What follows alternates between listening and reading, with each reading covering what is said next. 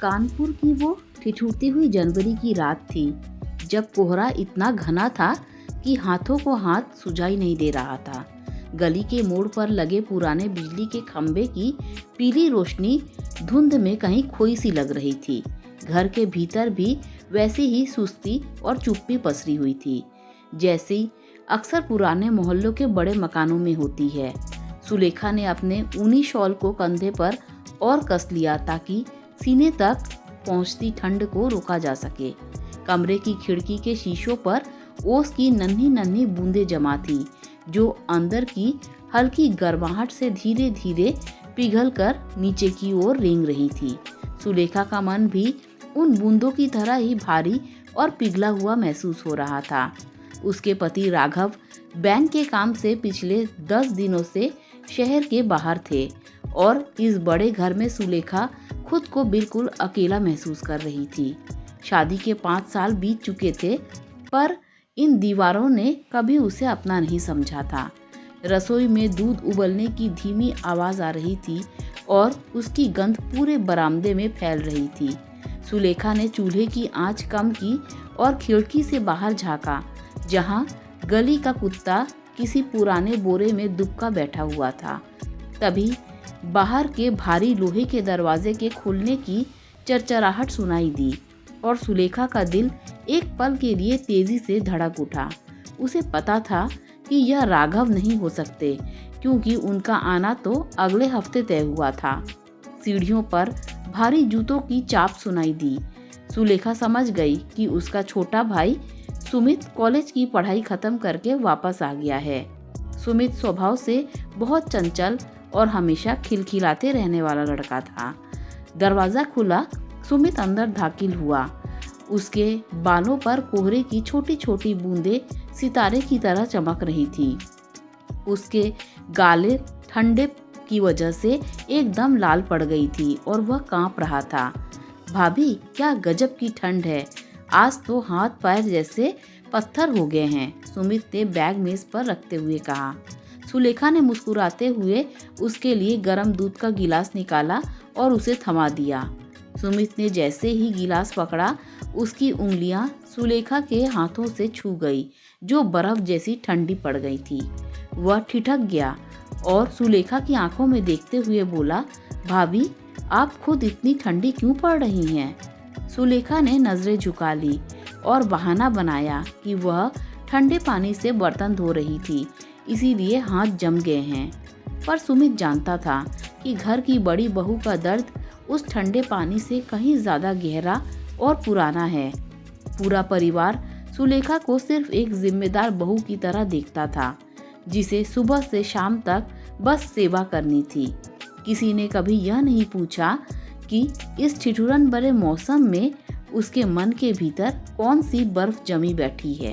सुमित ने दूध का घूंट भरा और रसोई के ऊंचे स्टूल पर बैठ गया और बचपन की शरारतों की बातें छेड़ दी।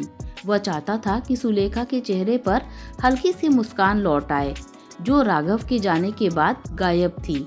सुलेखा को सुमित की बातें सुनकर अच्छा लग रहा था, क्योंकि इस घर में कोई तो था जो उससे बात करता था, वरना ससुर जी का अनुशासन और सास की टोका टाकी ने उसकी आवाज को जैसे दबा ही दिया था। रात गहराती जा रही थी और ठंडी हवा के झोंके खिड़की की दरारों से अंदर आकर बदन में सिहरन पैदा कर रहे थे। सुमित ने देखा कि सुलेखा का शॉल पुराना और पतला पड़ गया है, जिससे उसे पूरी राहत नहीं मिल रही है। अगले दिन सुबह जब सूरज की धुंधली सी किरणें आंगन में पड़ी, तो सुमित चुपके से बाजार गया और एक सुंदर कश्मीरी शॉल ले आया। उसने वह शॉल सुलेखा के कमरे की मेज पर चुपचाप रख दिया, ताकि किसी की नजर न पड़े। दोपहर के वक्त जब सुलेखा ने वह शॉल देखा, तो उसकी आंखों में आंसू भर आए, क्योंकि सालों बाद किसी ने उसकी जरूरत समझी थी। उसे लगा कि रिश्तों की इस कड़वाहट और दूरी के बीच अभी भी थोड़ी इंसानियत और अपनापन बाकी है। शाम को जब चाय का समय हुआ, तो सुलेखा वही शॉल ओढ़कर बाहर आई और सुमित की आंखों में एक चमक सी दौड़ गई। उसने इशारों में ही पूछ लिया कि पसंद आया, और सुलेखा ने बस सिर झुकाकर अपनी सहमति दे दी।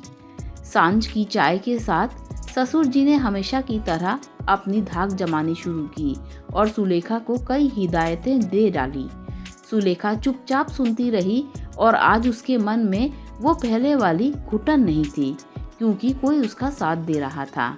रात के खाने के वक्त माहौल थोड़ा भारी हो गया, क्योंकि सास ने सुलेखा के नए शॉल को लेकर ताना मार दिया। उन्होंने कहा कि पति घर पर नहीं है और बहू नए नए श्रृंगार और कपड़ों में मगन है। यह कैसी मर्यादा है। सुलेखा का गला भर आया और वह बिना कुछ बोले अपनी थाली छोड़कर अंदर कमरे की ओर भाग गई। सुमित को माँ की यह बात बहुत चुभी और उसने पहली बार हिम्मत जुटाकर अपनी माँ को टोक दिया। सुमित ने कहा कि माँ, अगर भाई घर पर नहीं है तो क्या भाभी को ठंड नहीं लगेगी या उन्हें अच्छे कपड़े पहनने का हक नहीं है। माँ हैरान रह गई, क्योंकि आज तक सुमित ने कभी पलटकर जवाब नहीं दिया था और वह गुस्से से पैर पटकती हुई चली गई। देर रात सुलेखा अपने कमरे में रो रही थी जब सुमित धीरे से उसके दरवाजे पर गया और माफ़ी मांगने लगा। उसने कहा, भाभी, मेरी वजह से आपको आज इतना सुनना पड़ा, पर मैं आपका अपमान बर्दाश्त नहीं कर पा रहा था।